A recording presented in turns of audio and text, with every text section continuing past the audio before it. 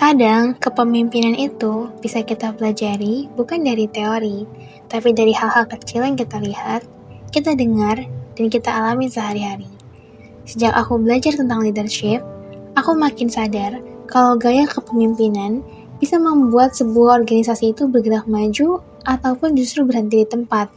Dan entah kenapa, saat aku membaca teori-teori tentang kepemimpinan modern dari Michael McGrath, aku teringat dengan satu hal, yaitu perbedaan besar antara sekolah tempatku bekerja dan sekolah tempat temanku bekerja. Aku punya teman. Kita sama-sama bekerja di dunia pendidikan. Bedanya, dia guru dan aku staf. Dan kita juga bekerja di instansi pendidikan yang berbeda. Namun, ketika kita bertemu, dia selalu mengeluhkan hal yang sama, yaitu gaya kepemimpinan di sekolahnya yang sangat satu arah. Di sekolah tempatnya bekerja, semua keputusan turun dari atas tanpa adanya ruang diskusi, tanpa evaluasi bersama. Pemimpinnya itu cenderung otoriter, sering banget memberhentikan guru tanpa alasan yang jelas. Rekrutmen juga berdasarkan kedekatan pribadi, bukan kompetensi.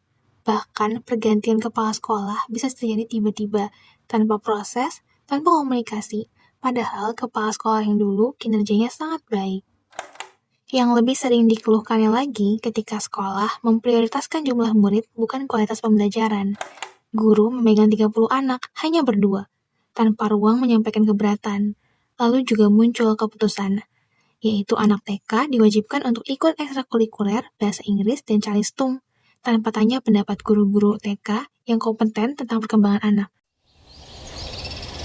Lalu, aku membandingkan dengan sekolah tempatku bekerja sekarang. Di sini, kepemimpinannya berbeda banget. Walaupun pusatnya tetap memimpin, tapi energinya menyebar ke semua orang. Kepala lembaga pendidikan di sini adalah sepasang suami istri, di mana istrinya lebih fokus memimpin TK dan suaminya fokus memimpin SD. Mereka berdua benar-benar mempraktikkan kepemimpinan modern. Setiap minggu ada evaluasi bersama. Guru magang pun diminta pendapatnya. Tidak ada suara yang lebih tinggi dari suara yang lain. Semua dibahas, dipikirkan ulang, dan ditata bersama. Setelah jadwal mengajar, guru-guru pun tetap harus belajar. Ada kelas Montessori untuk guru, ada kelas tahsin untuk guru, dan ada juga jadwal coaching penyusunan RPPM untuk guru-guru. Keputusan-keputusan untuk acara, wisuda, kebijakan, aturan, atau metode pembelajaran, semuanya lahir dari diskusi yang panjang.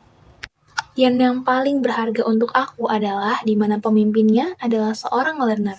Beliau belajar terus, pagi dan malam, baik suami ataupun sang istri, mereka semua selalu belajar dan membagikan apa yang mereka pelajari.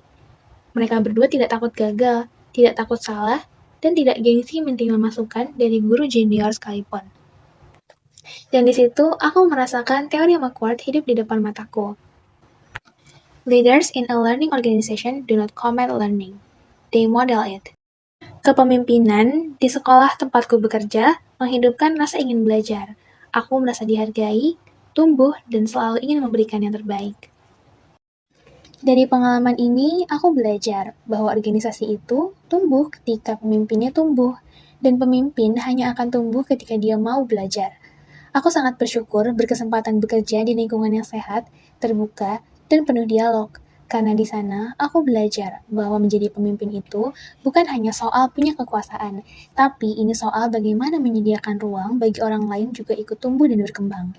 Dan mungkin itulah inti dari perubahan kepemimpinan hari ini, dari pemimpin yang hanya memerintah ke pemimpin yang membangun budaya untuk terus belajar.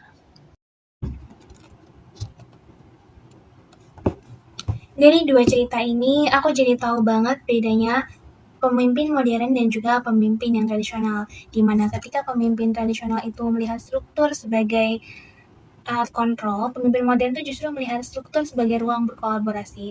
Ketika pemimpin yang tradisional itu cenderung mengambil keputusan sendiri, pemimpin modern itu tuh justru menciptakan ruang dialog untuk mengambil keputusan. Dan ketika pemimpin yang tradisional itu fokus untuk mempertahankan cara lama yang familiar, justru pemimpin modern itu sibuk belajar agar bisa terus beradaptasi.